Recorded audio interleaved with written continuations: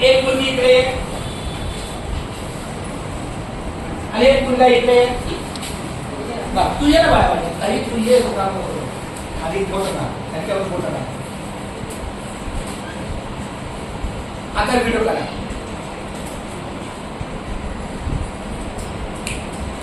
Video चालू आहे. तर तेच गाणं जेव्हा आम्ही बोललो होतो, गुरुने दिला ज्ञान रूपी वसा. वसा म्हणजे ठेवा, आठवण, शिकवण. आम्ही चालवू हा पुढे वारसा. आम्ही जो शिक्षकाने दिलेला ज्ञानाचा वसा आहे तो आम्ही आजन्म पुढे चालवणार, जिवंत असेपर्यंत पुढे चालवणार. त्याचं पुढचं कडव आहे, पिता बंधू स्नेही तुम्ही माऊली, तुम्ही कल्पवृक्षातली सावली. हे दोन शब्द माझ्या अंगात आहे.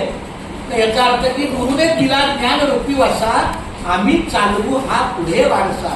तुम्ही आता जी काय मला एक वस्तू देणार किंवा दिलेली मगाशी, तर तो एक तुमच्या आठवणीचा ठेवाय की आम्हाला एक शिक्षक होते, आम्हाला एक सर होते, त्यांचीही प्रेमाची आमची आठवण. पण ती आठवण फक्त वस्तूपुरती नसावी बाळा. आठवण फक्त वस्तूपुरती नसावी, तर त्यांच्या शिकवणीची आठवण असावी. मग जेव्हा या ताई सुनीता ताई बोलतात, बाळानो गप्प बसा, सगळ्यात पहिलं तुमचं कर्तव्य गप्प राहा. जो शिक्षकाने आदेश दिलेला आहे, सूचना दिलेल्या आहे त्याप्रमाणे वागणं